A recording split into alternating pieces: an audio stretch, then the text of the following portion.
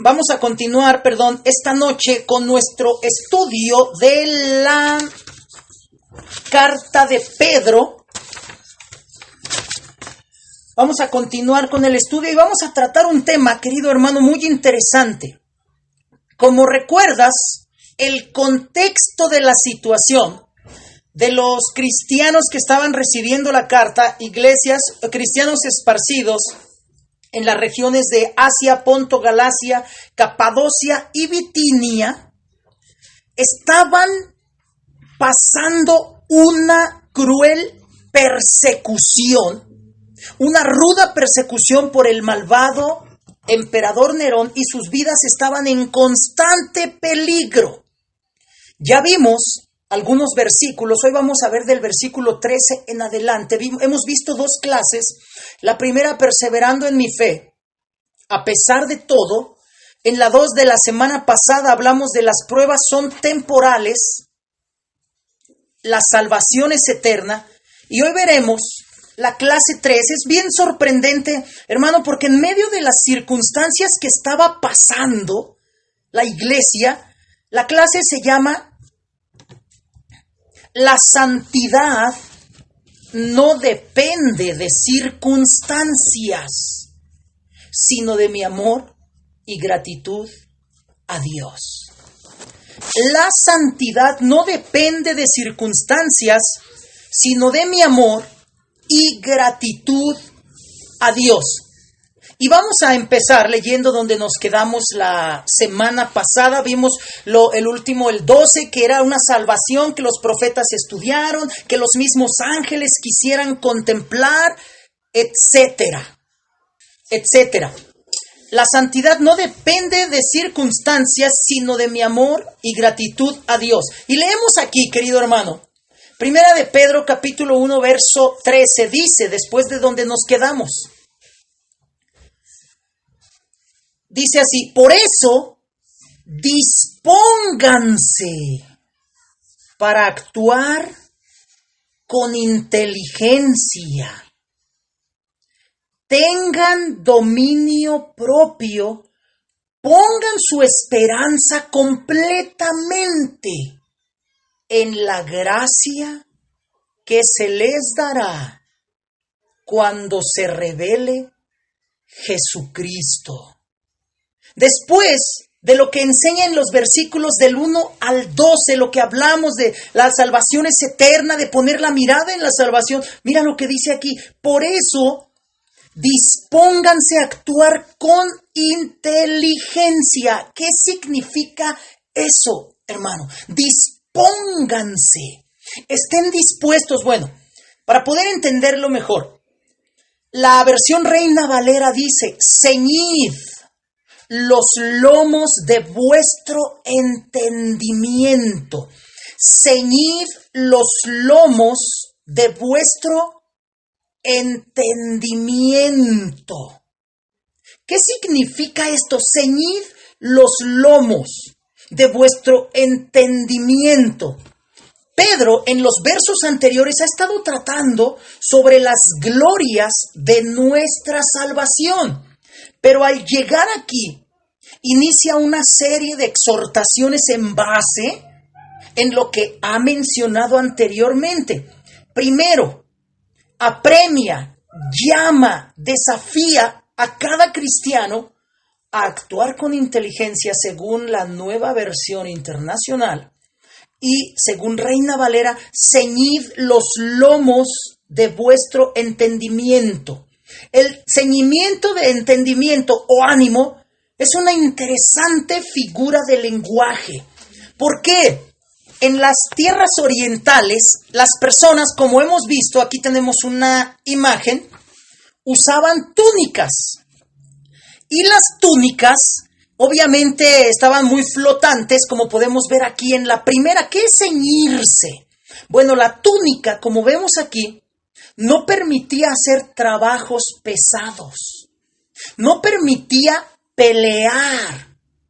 se necesitaba ceñir los lomos. Primero se arremangaba, como vemos aquí en el paso 2, luego se juntaba el material, el paso 3, luego el 4, el 5 donde se amarraba. Ceñir significa apretar.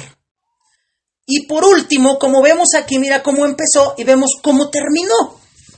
Como vemos en el paso número 6, ya cuando se ataban las dos mitades ya se estaba listo, dispuesto para la batalla y para el trabajo duro. Cuando querían andar las personas con un mínimo de estorbo, entonces se ataban todo el manto alrededor.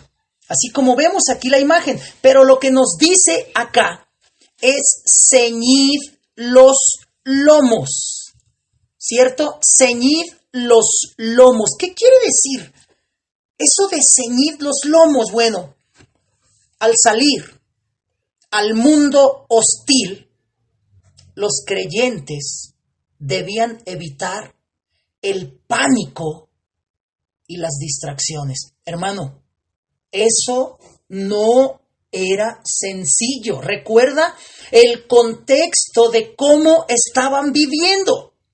En tiempos de persecución, en tiempos de problema, en tiempos de adversidades, en tiempos de problema, hay siempre una tentación,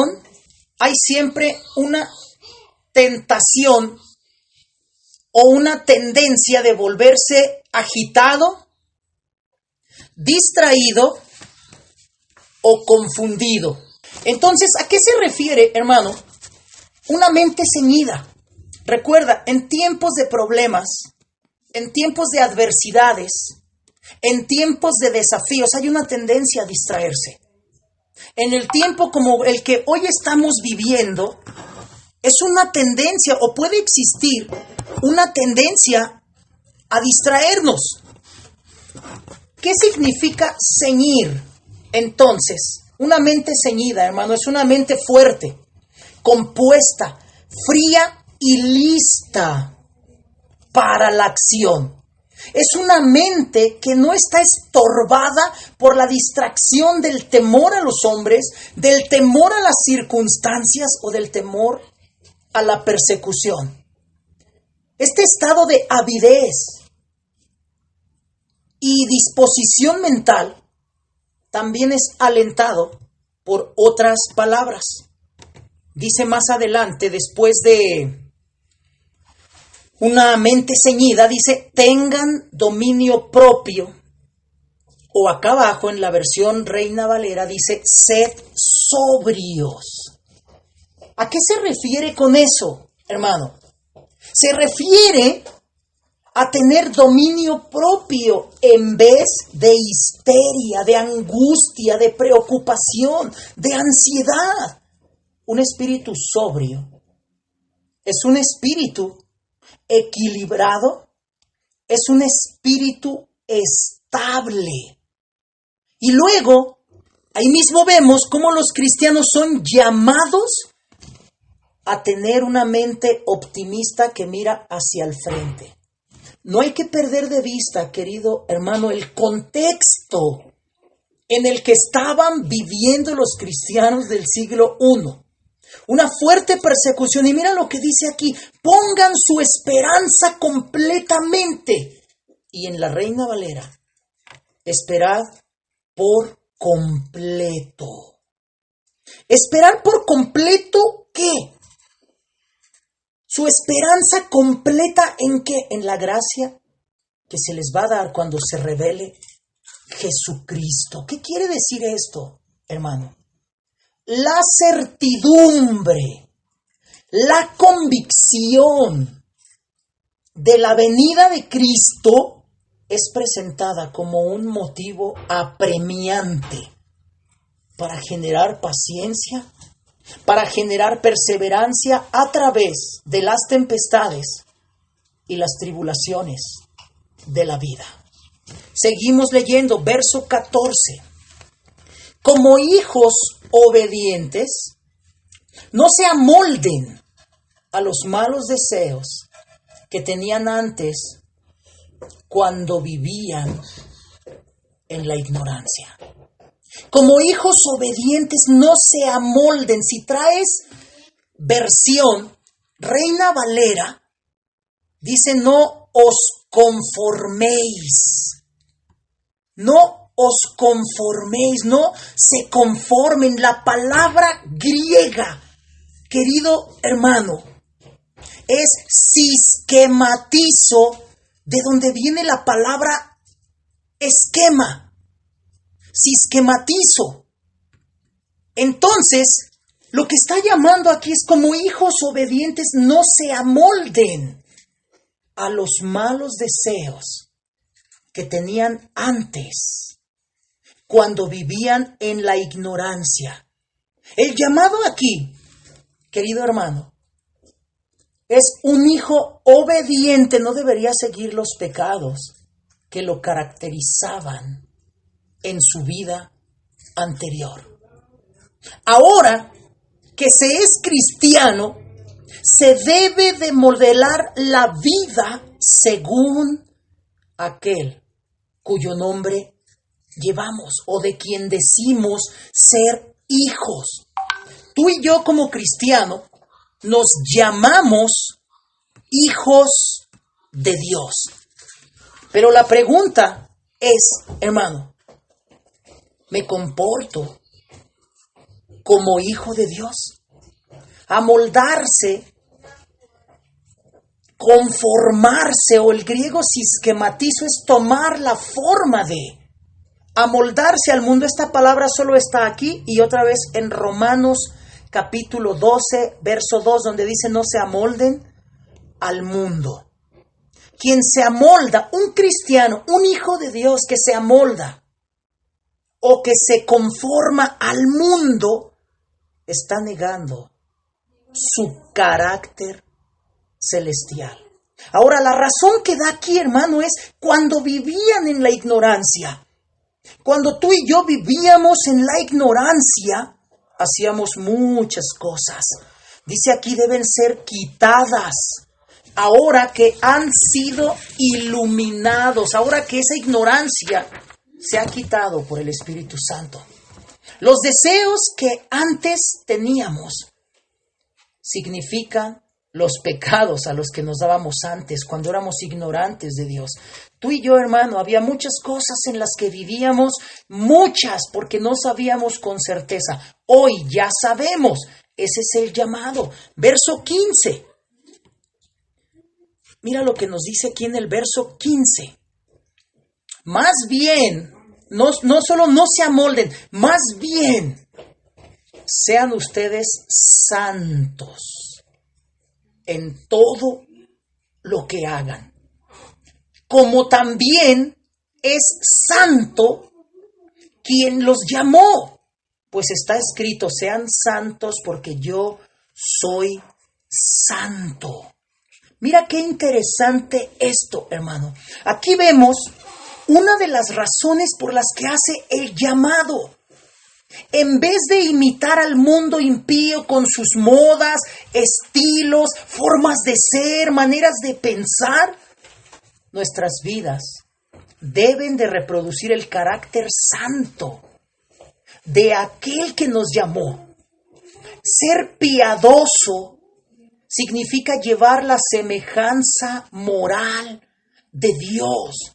Ahora, hemos hablado muchas veces, hermanos, ser santo no es ser perfecto, no existe ese ser humano. Ser santo, del griego agios, consagrado, apartado, separado. Ser alguien que está dedicado directamente a Dios. Haz de cuenta cuando uno está de joven y está echando novio, o está enfocado en una novia o en una futura novia y hay otra que está enfocado en él. ¿Sabes qué? Yo ya estoy apartado. Yo ya estoy separado. Yo no miro hacia otro lado. Es lo mismo con Dios.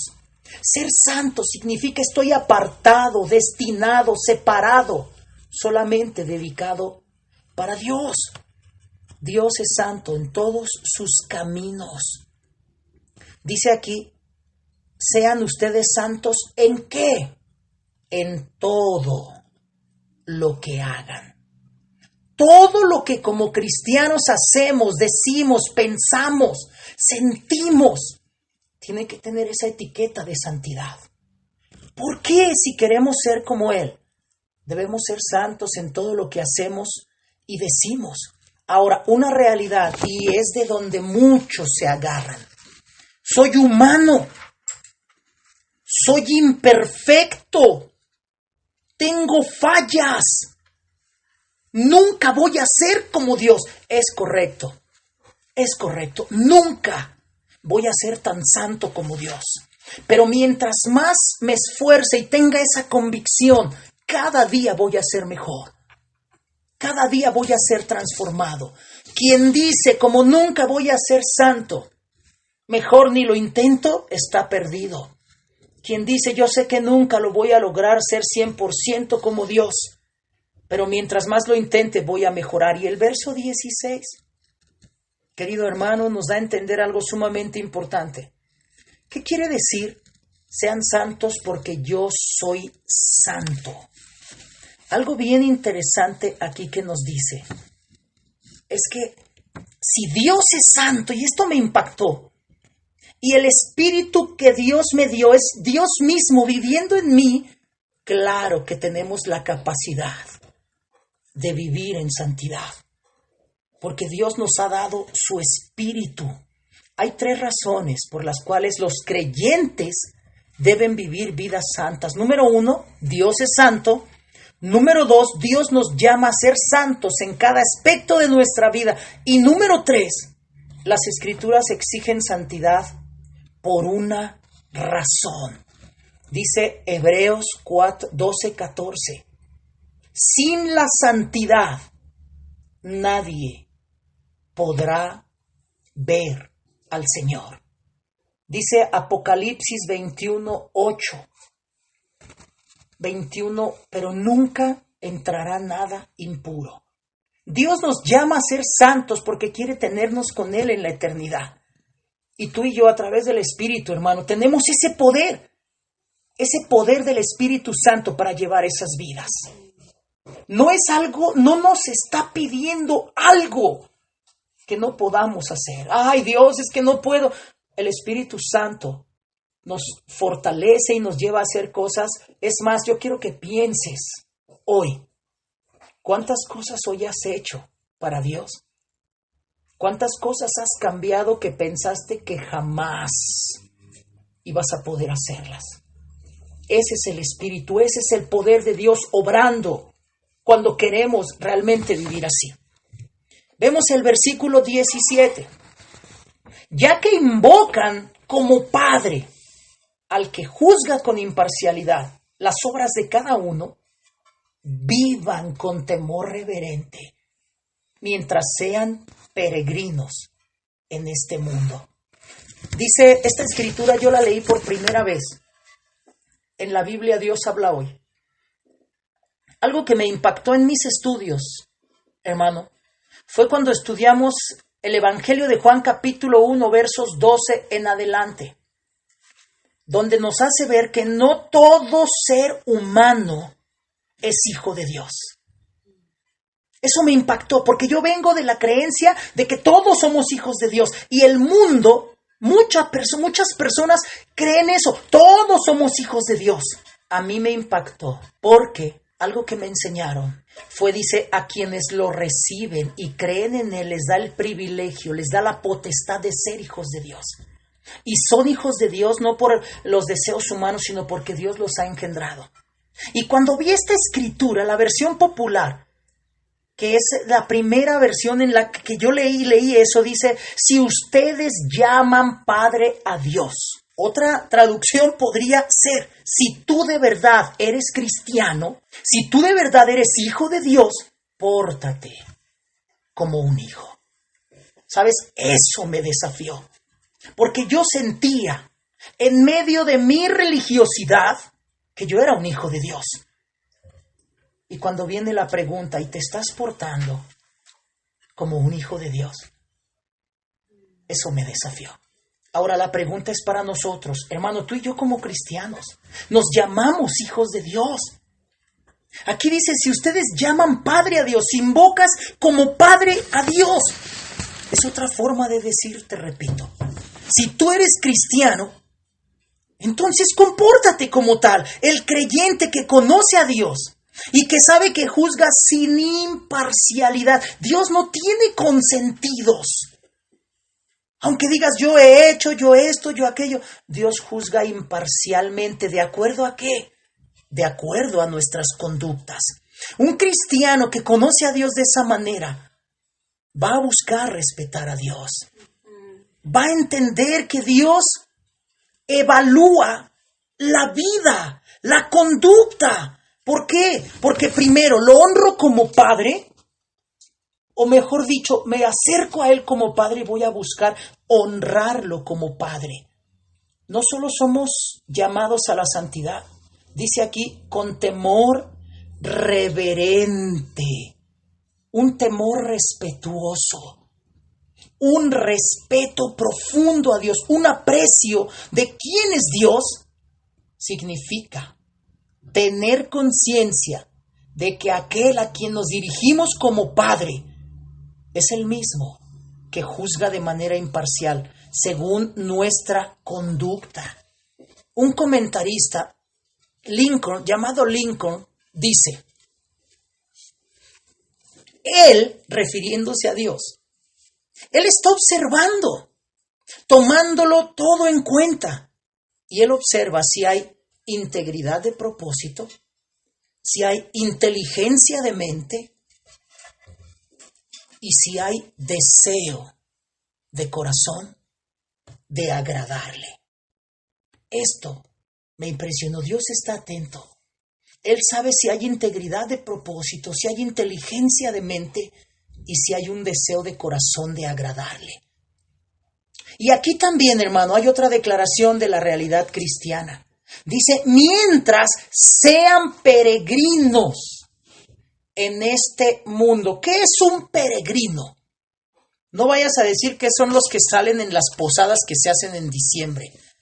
Entren santos peregrinos. Bueno, sí son esos. ¿Qué es un peregrino? Un peregrino es un viajero, es una persona que va de paso. Un peregrino es una persona que va de paso. Entonces, ¿qué es lo que dice aquí? Un cristiano, tú y yo, hermano, somos peregrinos de paso por este mundo. Este mundo no es nuestra morada eterna. Entonces, el llamado es pasar el tiempo de mi peregrinación sobre la tierra en un temor reverente. ¿Y sabes qué es lo que me desafió? Que un cristiano no debe buscar la comodidad en este mundo como su meta principal. Claro, si puedes mejorar, avanzar, pero no es nuestra meta principal. Por eso les está hablando como peregrinos en este mundo. A veces perdemos la noción y queremos que todo lo mejor esté en este mundo. Lo hablamos la semana pasada. Y tampoco debemos imitar la conducta de los que moran en la tierra. Y sigue hablando, versículo 18, parte A. Como bien saben, ustedes fueron rescatados de la vida absurda que heredaron de sus antepasados. Esta escritura, hermano, me desafió y me puso mucho a pensar. Por si a alguien le cuesta trabajo resistirse a las cosas del mundo, porque mira que es una tentación fuerte para todos, hace un ligero recordatorio de dónde venimos y de cómo venimos. ¿Quién diría yo no salí de ahí? ¿Quién de nosotros no salió de cosas como estas? Drogas, alcohol, violencia, infidelidad, robos, odio, resentimientos, corajes. ¿Quién de nosotros puede decir, no, yo no salí de ahí? ¿Cómo dice la Biblia? Bien saben, fueron rescatados de la vida absurda que heredaron de sus antepasados, los patrones de vida que se van heredando familia, generación tras generación, son de una vida absurda. Mira, dice la Biblia de la palabra hispanoamericana, estéril situación. Fueron rescatados de la estéril situación. Dice la Biblia textual de la vana manera de vivir. Dice la Biblia versión Dios habla hoy. Fueron rescatados de la vida sin sentido que heredaron de sus antepasados. Ahora esta palabra es bien interesante, hermano. Rescatados. La palabra rescatados del griego lutroo, que significa redención o rescate, quiere decir, era un término técnico que se aplicaba al dinero pagado para comprar la libertad de un prisionero de guerra. Fíjate bien en esta declaración. No dice, ustedes fueron llamados a formar parte de un movimiento. Fueron convocados a formar parte del reino de Dios. Fueron seleccionados. No. La palabra que usa aquí es fueron rescatados. Y esa palabra solo se aplica para rescatar a alguien que vive prisionero, alguien que vive preso. Aquí alude al precio pagado por la compra de la libertad de los que están en servidumbre del pecado. Vida hueca, vida vana, vida vacía. Y sigue hablando. El precio de su rescate no se pagó con cosas perecederas como el oro o la plata, sino con la preciosa sangre de Cristo, como de un cordero sin mancha y sin defecto. Cristo, a quien Dios escogió antes de la creación del mundo, se ha manifestado en estos últimos tiempos en beneficio de ustedes. Por medio de Él ustedes creen en Dios, que lo resucitó y glorificó. De modo que su fe y su esperanza están puestas en Dios. Mira qué increíble. Aquí encontramos otro incentivo para ser santos. El precio del rescate. El precio de la redención fue más grande en valor que el valor del oro y la plata corruptibles. Como un cautivo, imagínate, y estaba estudiando esto y yo me puse a pensar, hemos escuchado personas que han sido secuestradas, cómo narran el dolor. Hemos conocido personas que han sido secuestrados, personas que sentían que no más iban a ver la luz del sol, personas que se sienten súper agradecidas por haber sido liberados o por haber tenido la oportunidad de escapar. Ahora imagínate que alguien secuestrado supiera que alguien dio su vida para que fuera liberado. ¿Cómo crees que se sentiría ese secuestrado libre al saber que alguien murió para que fuera liberado? Seguramente ese cautivo amaría muchísimo al que lo rescata. Así somos llamados como cristianos, hermano, a amar con todo nuestro corazón a aquel que nos rescató, aquel que entregó su sangre para que nosotros pudiéramos tener esa libertad. Si un creyente, hermano, y sabes, esto me desafió porque sí somos tentados, si un creyente es tentado a volver a los placeres y diversiones del mundo, o adoptar modas y estilos del mundo, cuando seamos tentados, cuando seamos llamados a buscar regresar al mundo, debemos recordar que Cristo derramó su sangre para liberarnos de esa vida. Volver al mundo, hermano, Si tú estás pensando, si alguien ha vuelto a volver al mundo después de conocer esto, volver al mundo después de saber que fuimos rescatados, volver al mundo es ignorar.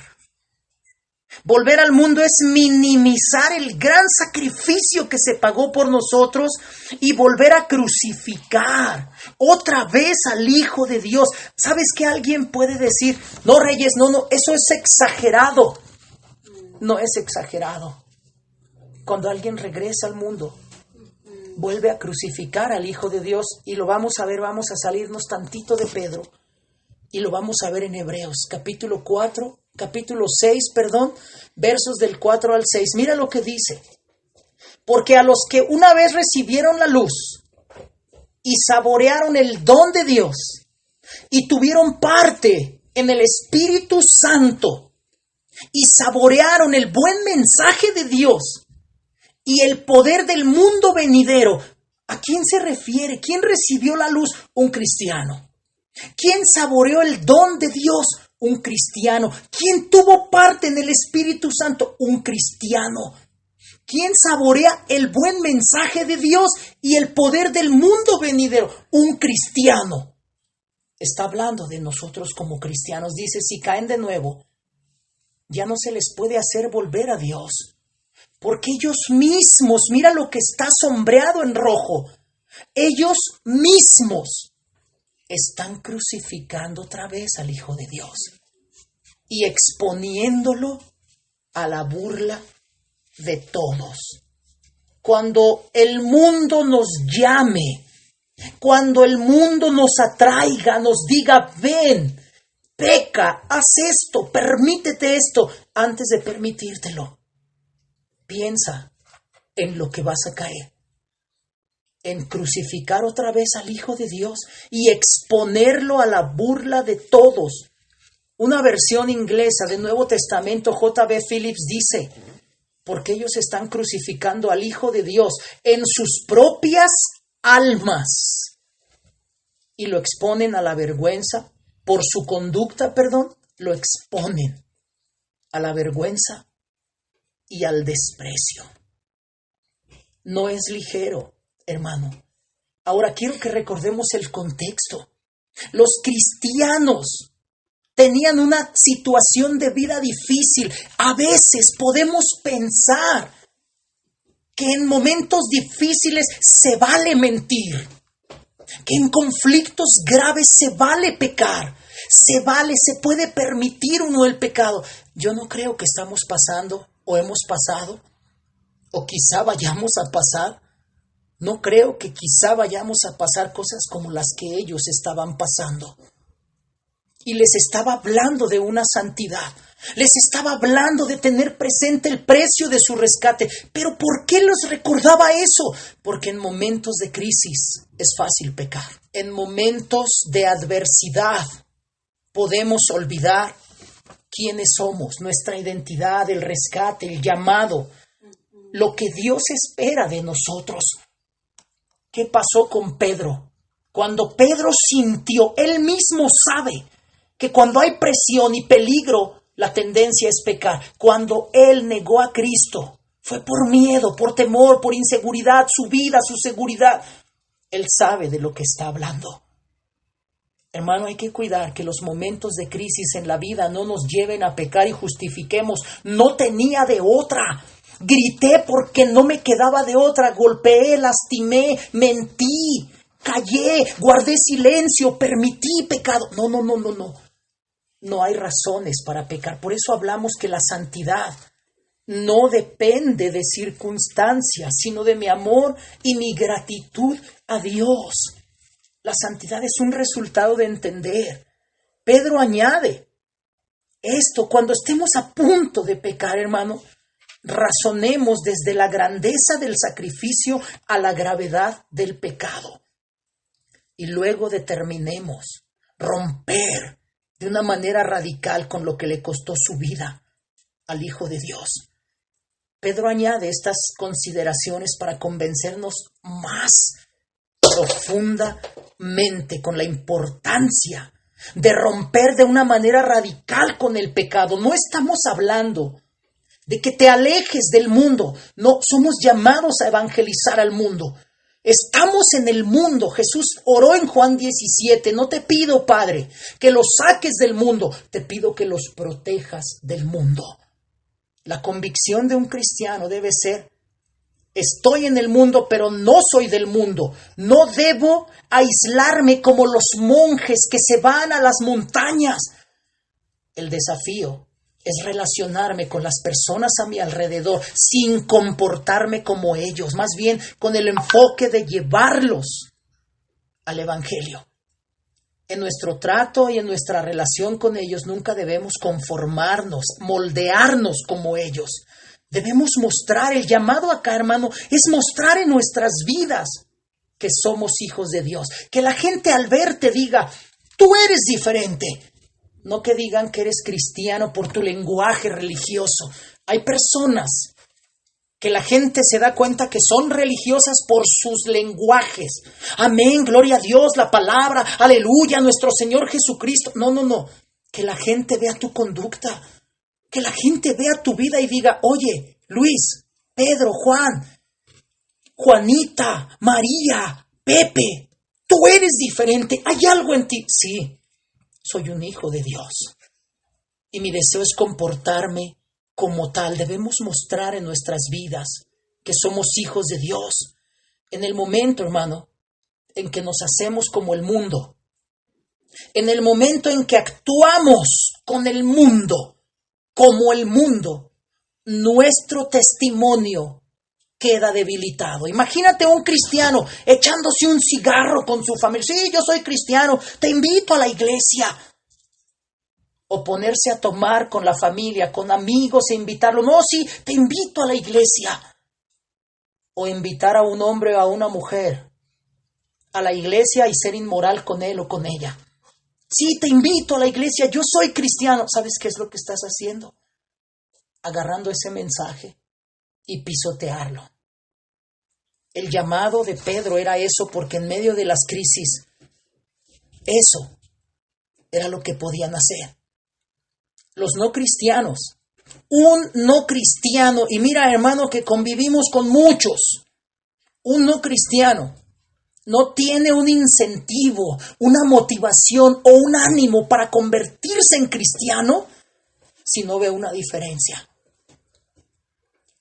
Y más si es personas que nos conocen de años, si no ven una diferencia para bien en nuestras vidas. Por ejemplo, los no cristianos que viven contigo, que trabajan contigo, que estudian contigo, si no ven una diferencia, nada los va a motivar a acercarse. Mira, seguimos leyendo en Pedro, regresamos a Pedro, capítulo 1, verso 22. Ahora que se han purificado, obedeciendo a la verdad y tienen un amor sincero por sus hermanos, ámense de todo corazón, los unos a los otros. ¿Qué quiere decir esto, hermano? Ahora que se han purificado obedeciendo la verdad y tienen un amor sincero por sus hermanos. Esto es una consecuencia. El amor sincero por sus hermanos. Amor no fingido, traducido literalmente del griego, sin fingimiento, sin apariencias. Era el resultado de haberse purificado. Y esa purificación fue el resultado de obedecer la verdad. Solo un corazón transformado y purificado por Dios al obedecer la verdad tiene la capacidad de amar de esa forma. Dice la Reina Valera: amaos unos a otros entrañablemente y de corazón puro. Uno de los objetivos del nuevo nacimiento es un amor fraternal, no fingido. ¿Por qué? Vivimos en un mundo donde amar de esa manera, sincera, genuina, ¿y cómo lo expresa la Reina Valera? Entrañablemente, es un amor que te sale de las entrañas, desde adentro, sacrificado, entregado, Jesús dijo en Juan 13:34. si se aman como yo los he amado, de una manera incondicional, de una manera genuina, sincera, sacrificada, el mundo se va a dar cuenta que son mis discípulos. ¿Por qué? Porque ese amor, hermano, ese amor no existe en el mundo. En un sentido real, somos salvados para amar a todos nuestros hermanos cristianos. Y el amor, el tamaño y la forma del amor refleja cuán verdaderamente transformado está mi corazón. Quiero que pienses, antes de ser cristiano, ¿amabas a alguien entrañablemente, a algún amigo, quizá a nuestros familiares? Y digo quizá, porque muchas veces ni a familiares se ama de una manera incondicional, de una manera entrañable. Ahora, ¿por qué hace ese llamado? Ámense entrañablemente. Este llamado es especialmente oportuno para un pueblo que estaba padeciendo persecución. ¿Por qué? Porque es bien sabido que en condiciones de dificultad, los desacuerdos triviales, las pequeñas diferencias, adquieren proporciones gigantescas. En momentos de tensión, lo pequeño se hace grande y podemos dejar de ser tolerantes. Esto, hermano, es muy aplicable en este tiempo, donde podemos llenarnos de ansiedad, de angustia, de temor, de miedo, a los matrimonios que están en casa, que están pasando juntos situaciones adversas. Puede dejar de haber paciencia, tolerancia, respeto, amor de hijos hacia padres, de padres hacia hijos. El llamado es amarnos de una manera entrañable. Ese es el desafío de un cristiano. Y luego dice el verso 23, pues ustedes han nacido de nuevo, no de simiente perecedera, sino de simiente imperecedera, mediante la palabra de Dios que vive y permanece. ¿Sabes qué fue lo que me desafió aquí, hermano? ¿Cuántas veces? Recuerdo en una de las iglesias donde estábamos, donde hemos estado sirviendo, había una persona que tenía un carácter, pero no se le podía acercar, parecía el pitufo gruñón. A todo le ponía pero, a todo le ponía traba, y algunos hermanos decían, es que siempre ha sido así. Y decía también esta persona, es que sí, es siempre así mi familia y así somos. Y te digo que esto quita cualquier pretexto. Yo soy Ledesma. Y los Ledesma, pregúntale a mi esposa si no, a ver si en alguna ocasión se ha dado cuenta. Los Ledesma somos intolerantes, somos desesperados, somos gruñones. Yo puedo decir, es que así crecimos, esa es nuestra forma de ser. Sí, aquí dice, tú has nacido de nuevo. Ya no hay pretexto para ser el mismo. Ya no hay pretexto para actuar igual, de la misma forma, de la misma manera. Mira cómo lo dice en la Nueva Traducción Viviente. Han nacido de nuevo, pero no a una vida que pronto se acabará. Su nueva vida durará para siempre, porque proviene de la eterna y viviente palabra de Dios. Ya no hay excusa para mantenerla. Dice, han nacido de nuevo, pero no a una vida nueva que pronto se acabará. ¿Sabes qué estaba pensando al estar estudiando esto, hermano? Que muchas veces, y aquí sí quiero llamar a los que tenemos mucho tiempo en la fe, que muchas veces somos bien radicales cuando nos hacemos cristianos, pero una vez ya en la iglesia, parece que las convicciones empiezan a bajar, parece que empezamos a bajar la integridad, la rectitud, parece que nos empezamos a permitir cosas, parece que la pasión empieza a bajar. Dice aquí, su nueva vida durará para siempre, porque proviene de la eterna y viviente palabra de Dios. El nuevo nacimiento, hermano, es producido por medio de la palabra de Dios. La palabra de Dios, al oír, cuando oímos, cuando el hombre escucha la Biblia, lee la Biblia, queda convencido de sus pecados. Yo no sentía cuán pecador era hasta que me puse a estudiar la Biblia y me enseñaron cómo era mi realidad espiritual. Queda convencido el hombre al leer la Biblia de que Cristo es el único y el suficiente Salvador. Y obviamente es convertido a Dios. Y mira lo último que dice, versos 24 y 25.